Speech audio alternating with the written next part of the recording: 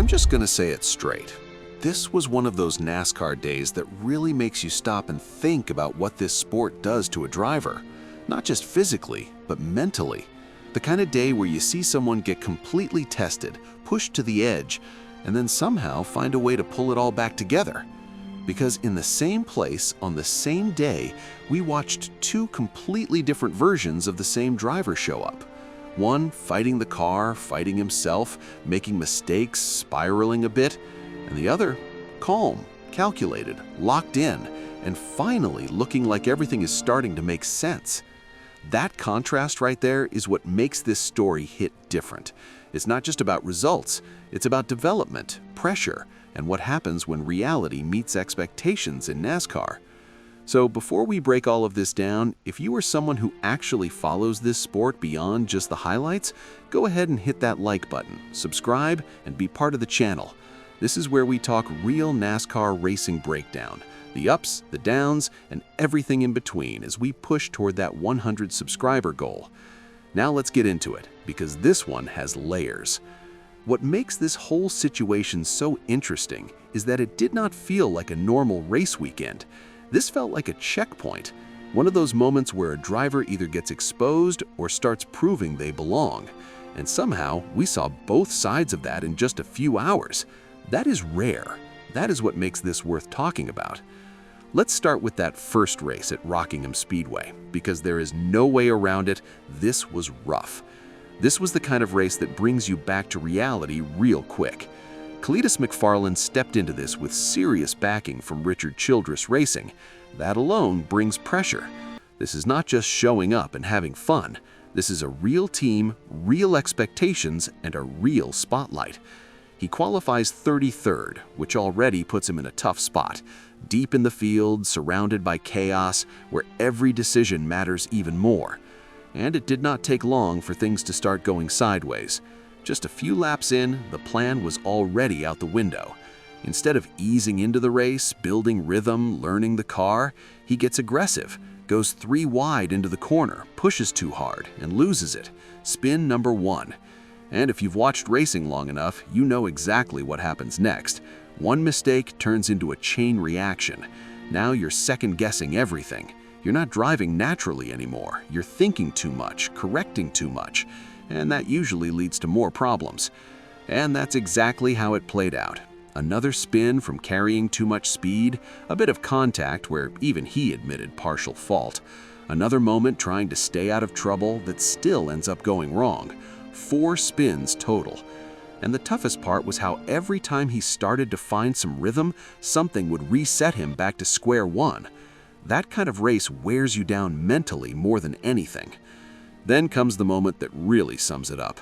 Late in the race, worn tires, leaders closing in, everything happening fast, and he realizes he is completely overwhelmed. That feeling of being in over your head, that's something every driver fears. Because NASCAR is not just about speed, it's about managing chaos, tires, traffic, positioning, decisions, all at once. And when one piece falls off, everything else follows. Even spinning on pit road just added to how difficult this race really was. But here's the part that matters. He did not run from it. He owned every mistake. No excuses, no blaming the car, no pointing fingers. He admitted he messed up, admitted he has a lot to learn, and took responsibility. That alone earns respect in a garage like this. And even in all that chaos, he kept it clean enough to not take anyone else out. That says something about awareness, even on a bad day. And when he joked about the criticism online, but still committed to coming back at Talladega, that showed something even more important. He is not backing down. Now here's where everything flips. Same track, same day, different race. And suddenly, it's a completely different story. In the Arca race with Rhett Jones Racing, Cleetus comes out and delivers a 4th-place finish, a top 5, but more importantly, a completely different performance. This was not chaotic, this was controlled, this was patient, this was a driver who actually looked comfortable in the car. He kept himself in position, stayed within his limits, and didn't force anything. He let the race come to him instead of chasing it. And that is a huge difference. because anyone can have speed for a few laps, but managing an entire race, staying clean, staying consistent, and being there at the end, that's what earns respect. That's what shows growth. You could tell his mindset was different too. He talked about feeling more confident than ever in a stock car, and it showed.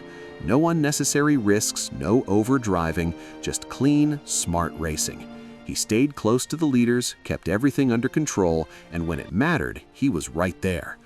He even credited Greg Biffle for the guidance, saying he was applying what he's been learning, and that's what stands out the most. It's one thing to be taught something, it's another to actually apply it under pressure.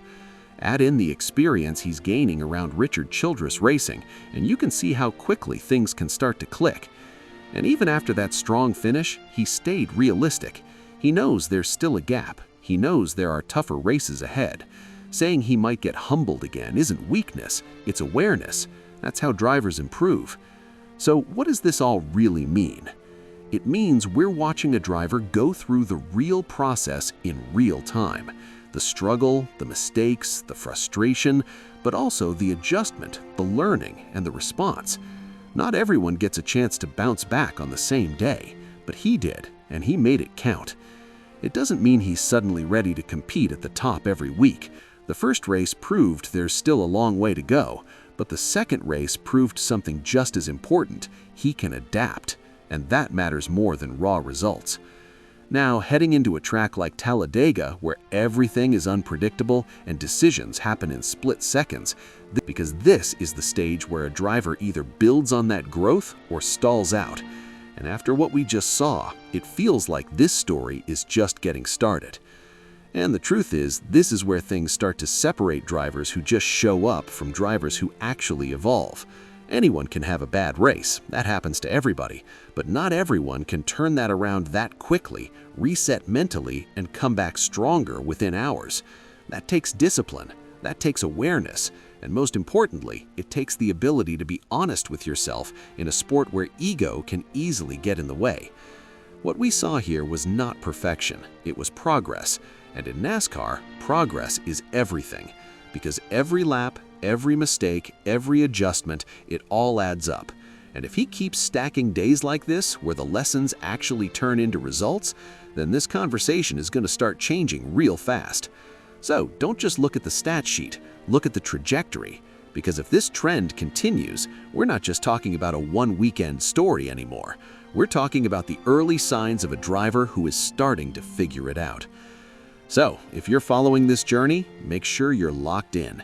Hit that like button, subscribe, and stay tuned, because going from chaos to control in the same weekend is not normal. And if this is the direction things are heading, we might be watching the early stages of something real.